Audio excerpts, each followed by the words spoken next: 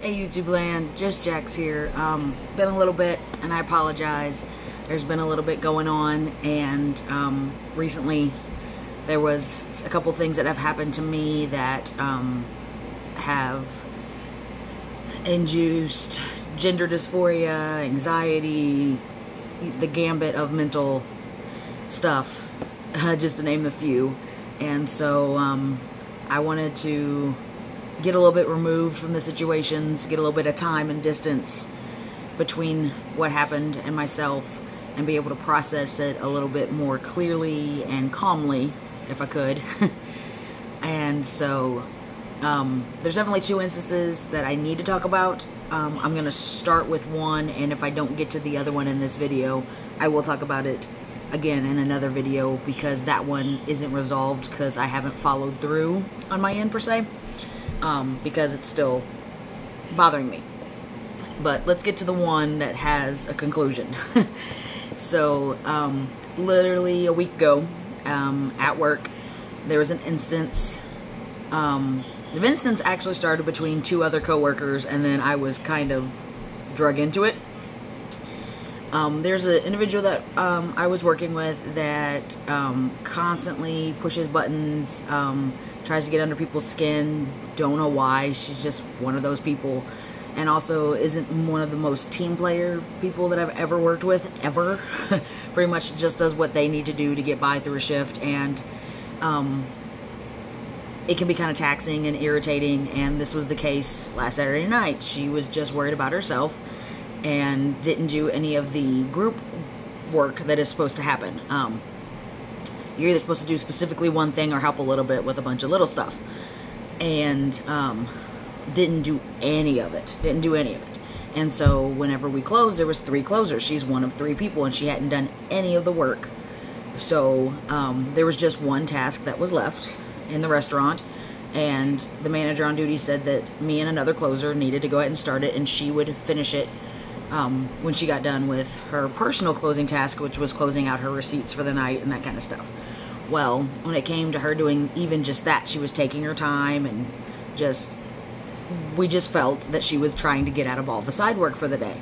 And it was one of those days where everybody on the shift pitched in. Everybody did. So all we had was this one little task left, and it wouldn't have taken that long if all 3 of us sat down and got it done, and she was... So we were getting aggravated. And so the person and I that was working on everything were like, okay, we'll do half of this project and she can do the rest of it by herself because she hasn't done any of this project at all. And we agreed to that between the 2 of us. And at this point I realized my keys weren't in my pocket, and so I went out to my scooter and realized my keys were in my scooter, and my scooter had been left on, and my battery was dead, and that was a whole nother thing. But it just took a few minutes. I walked out to my scooter, tried to start the scooter, nothing happened, walked back. They were screaming at each other, and I knew exactly what it was about. Exactly what it was about. I don't know what took it over the tipping point. I found out a couple of days later, the person that hadn't done any of the work went to clock out, but said she was going to still help with the task, and it set the other person off, and I would have been aggravated too.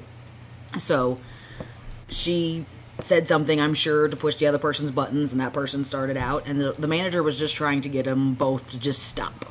And it was pretty much just screaming, which that's how it gets with her, and there was no customers in the store to stop anybody to keep going. So I can see why it escalated. Doesn't mean that it should have, but I see exactly why it happened.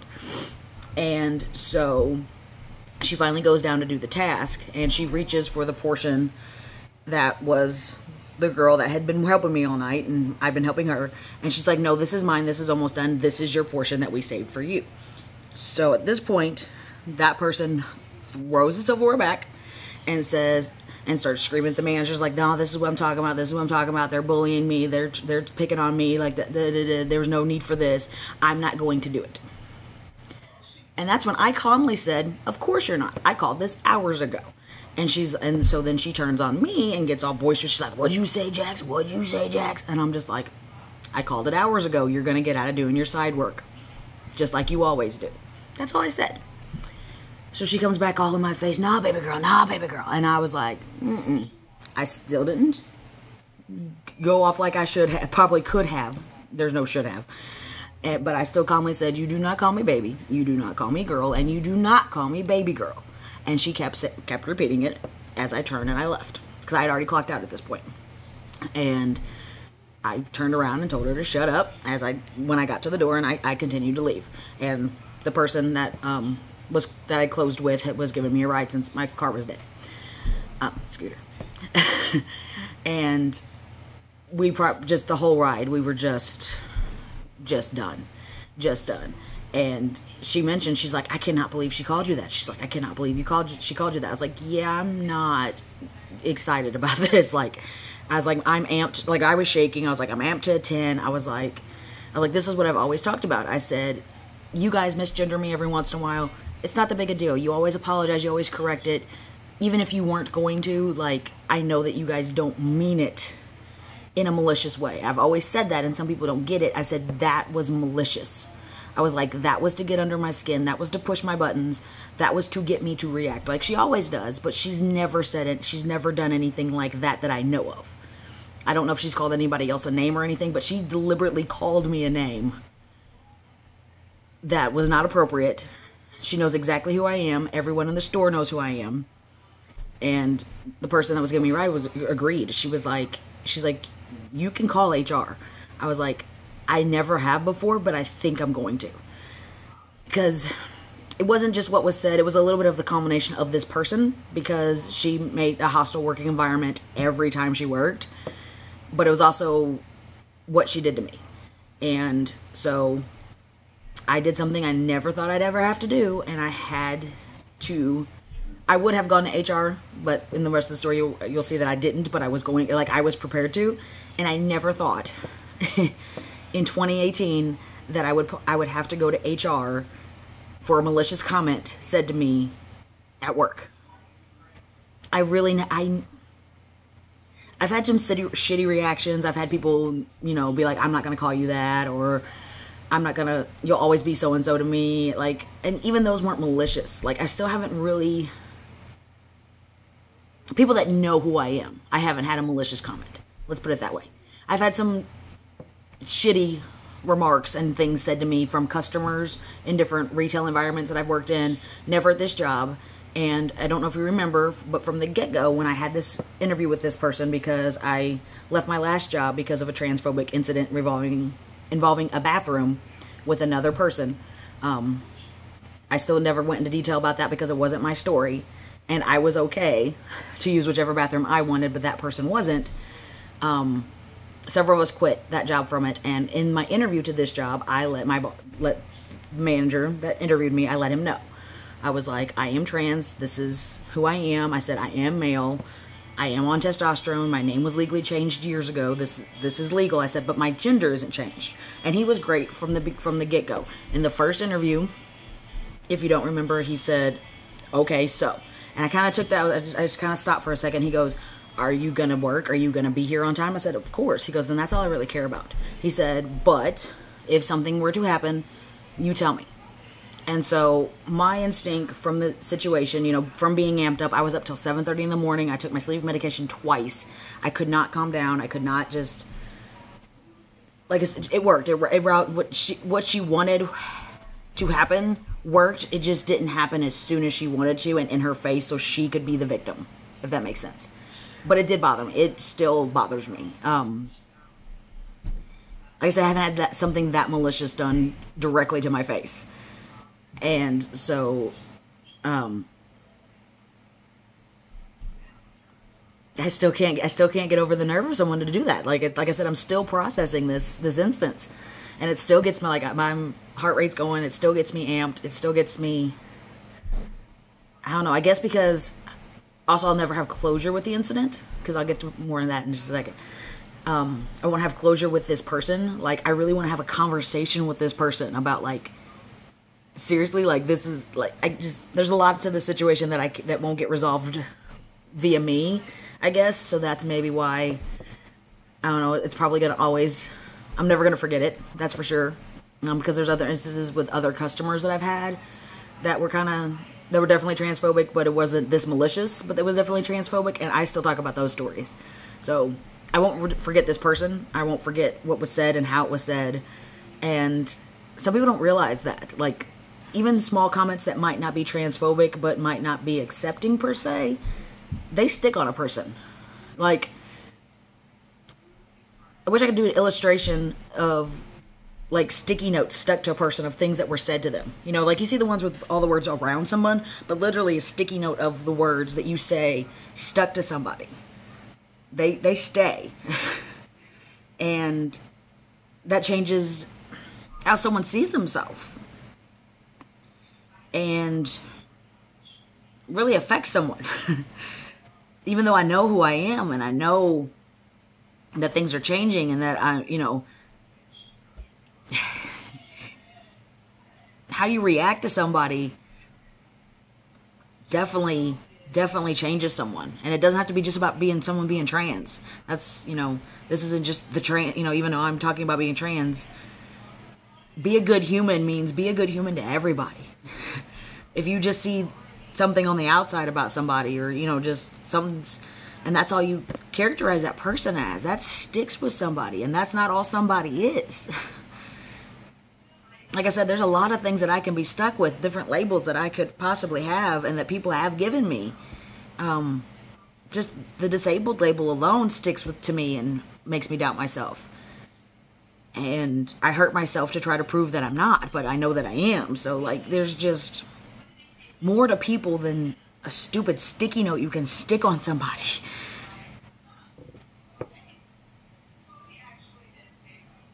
Yeah. So, I might have been putting off this process, but this process always helps me. So, thank you for sticking with this. So, the next shift I worked, that person was working, and I was still amped. I was still very on guard. I avoided her, and she avoided me, but I was just, like, I was waiting for the other shoe to drop. Well, it dropped, but it didn't drop with me. It dropped with 2 other people. She instigated something with them, and they did not take it, because, one, they knew about what happened to me. One of the persons was a cook, and she heard it. She was coming out of the kitchen to leave, and she heard the whole thing, and I didn't know it. So she had let other people know. When I was up all night and couldn't sleep, I made a vague book posting, and I did put that something transphobic at work had happened, so some people that are on my friends list from work asked, well, first it was like, who was it? And I said who it was, and everybody was like, I knew it. They knew it was this person. That's the reputation that they have. Let's just put it there. Not necessarily that they're transphobic, but just that they're starting shit. So just about everybody knew exactly who it was, and so by the time I clocked in the next day, most people knew what happened. If it wasn't via me, it was via somebody else, or via they actually were there and saw it. So the 2 people, I walked in, one person they're like, may I hug you? And they're like, I just want you to let you know that you are awesome. And I was like, okay. And then that was the first interaction I had when I walked in.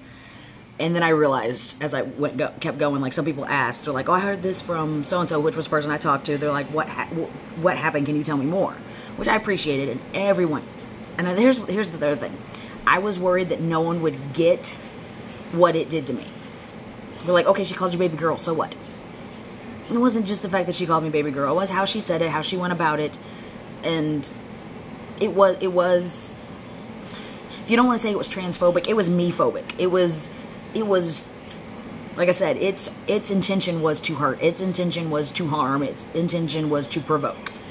And it did all those things. It did exactly what she wanted. And that is not okay. That is not okay on a personal level, in everyday life. That is not okay in a work environment. So that was my problem with it. And no one disagreed with me. Not a single person that worked in that restaurant disagreed with me. And I didn't find that out maybe that day, but everybody I encountered that day agreed with me. And so that made me feel better. And to be given hugs and being given encouragement, pats on the back, and be like, and jokingly, you want me to cut a bitch, and like just little stuff to make me feel better and let me know that I was accepted and appreciated and all that kind of stuff. It was great. So later on that evening, she started another incident with a line cook, the one that heard it, and another person that knew exactly what was going on. And they didn't take it for very long. They just went off on her. And they're like, oh, you want to be big and bad? You want to call people names behind their back? You want to say stupid to people's faces? Like, they were including me in it, but not including me in it. And the manager was the same manager from the night before, and he was just trying to calm the situation down. That's really all you can do. He was just trying to calm the situation down. Well, whenever he turned his back to talk to the two people that were aggravated, she was behind his back going like this, and I saw all of that. And I was like, this is what we're talking about. I was like, turn around. And as soon as he turned around, she was like, I don't know why they're picking on me. I was like, no, this is, and I had already talked to him about what happened to me. And he was like, all I can do is this. He said, and he sent her home. He's like, he's like, that's fine. He's like, I'm done with it, pretty much. I don't know exactly what his wording was, but he was just, so he sent her home. And so I was like, I was on edge the entire shift that I was working with her. I was like, this is not okay.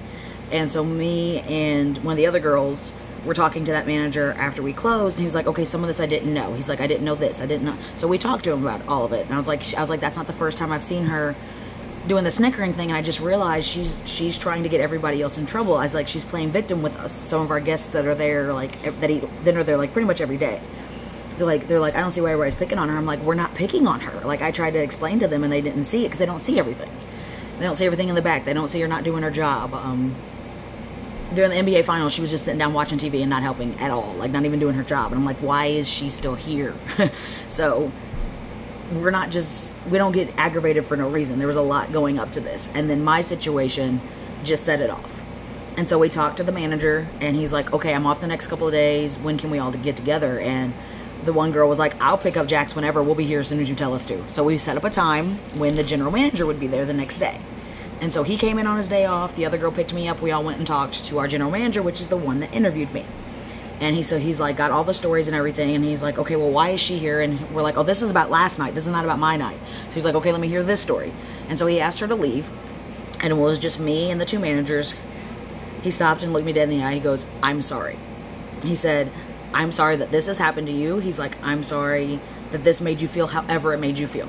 He said, this will not be tolerated. He's like, I told you in your interview, if anything were to happen, to come to me. He's like, and thank you for coming to me. He's like, I'm going to take the stage on myself. I was like, okay. I was like, I just want to let you know that originally I was prepared to quit over this depending on how this was handled. He goes, I don't want you to quit. I said, no, you've already taken this seriously. And as long as you follow through with what you've just told me, I'm good. I said, I will be patient with however long this takes. He's like, oh, it won't take long. I was like, okay. I was like, do you need anything else from me right now? He said, write up your side of what happened. He's like, write it out on paper. He's like, type it up, whatever you want to do. He's like, I have a feeling HR will probably want that, so we'll be one step ahead if they're going to ask for it.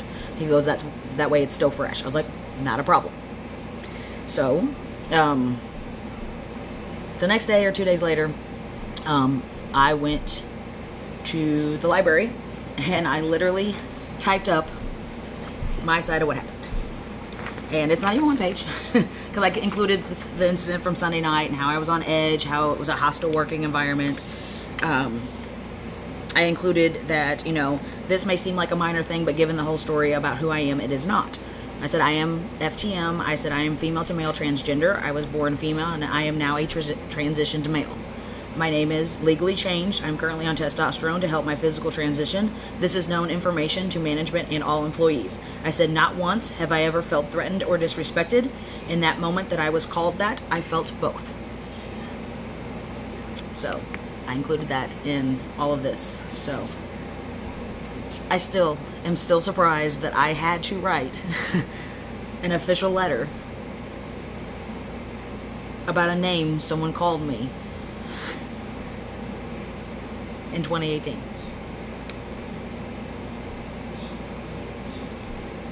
I don't know. So,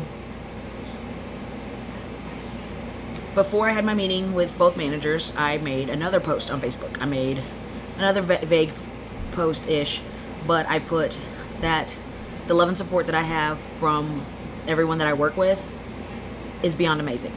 And I thanked them.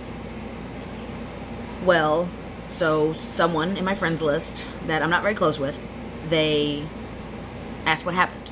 And I just put that I was called something that I shouldn't have been called. Their response was I should expect it.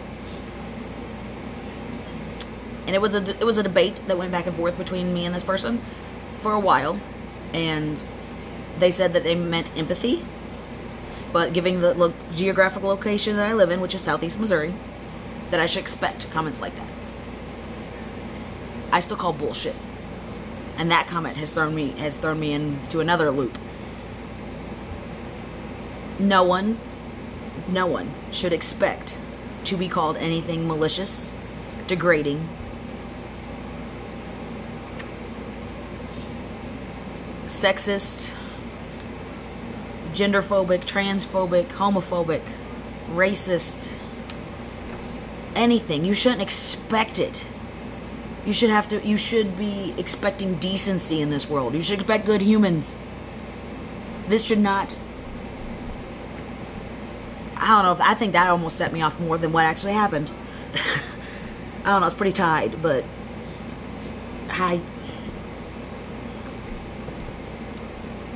I called him out for it. I said, you are a white male that gets to sit back and watch all this shit happen to other people, and you don't have it happen to yourself. So it's really easy for you to sit back and say, hey, you should expect that. It's the same difference as telling a black man that he should expect to get pulled over and arrested just for driving down the street. It's the same thing as telling any woman that she should expect to get raped because she went out in that outfit. Same fucking difference, and it's not okay. Period. The guy still didn't back down and said he was just trying to show empathy, and that he was a part of these groups. So of course he's a good human. Like he's fine. He didn't mean it in any other way, and that I was the one that was getting offended for no reason.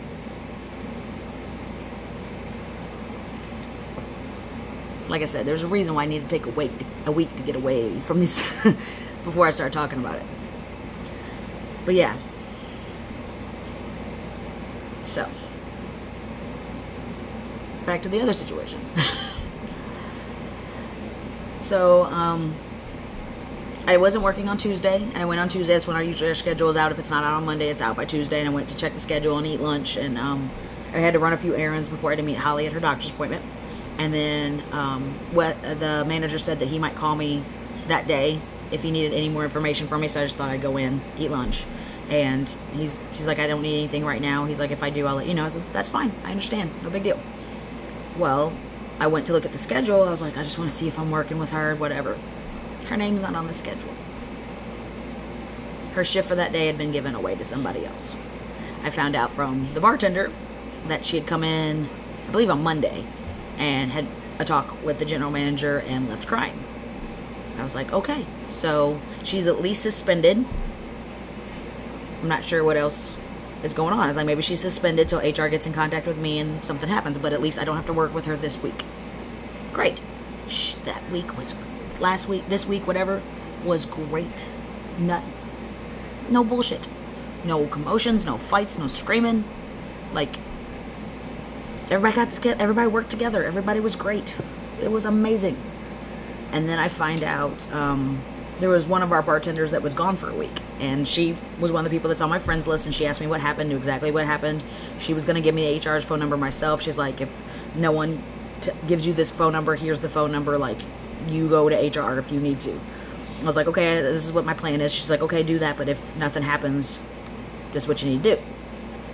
So I let her know how everything had went, and she came back to work, and she gave me a big old hug, and she's like, she's gone. I was like, is she actually gone? She's like, she's not on the schedule. I was like, yeah, I just assumed she was suspended. No one told me. She's like, no, I asked. She's like, I asked. She is no longer employed at that restaurant. So, and I found out via her that she talked to the general manager, and she's like, thank you for taking that seriously. That was serious. That really was not okay. And he said the exact same thing. He's like, the bickering and the BS and stuff, that's one thing. He goes, but to be blatantly homophobic or, you know, disrespecting to Jax is not okay. And he told me the same thing too at another point. He was like, that's not okay. He's like, that's a completely different scenario, and that will not be tolerated. So, might have been a shitty situation, but it's good to know that everyone I work with respects me and has my back and won't tolerate that. But it's sad that it happened anyway. I still can't believe that still happened.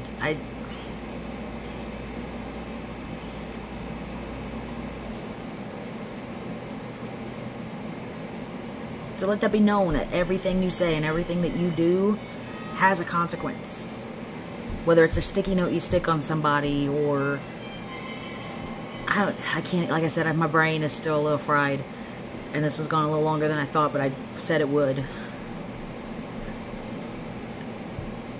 How you treat people truly matters in this world. It truly does. And it shows your true colors whenever you don't treat people with decency and respect. But I have a feeling that most of the people that are going to see this already treat people with decency and respect, so there's not much else I can do about that. But all I can do is, once again, be open, be honest, and share everything that I go through, so hopefully somebody out there learns something, whether it's to be more prepared, sadly. I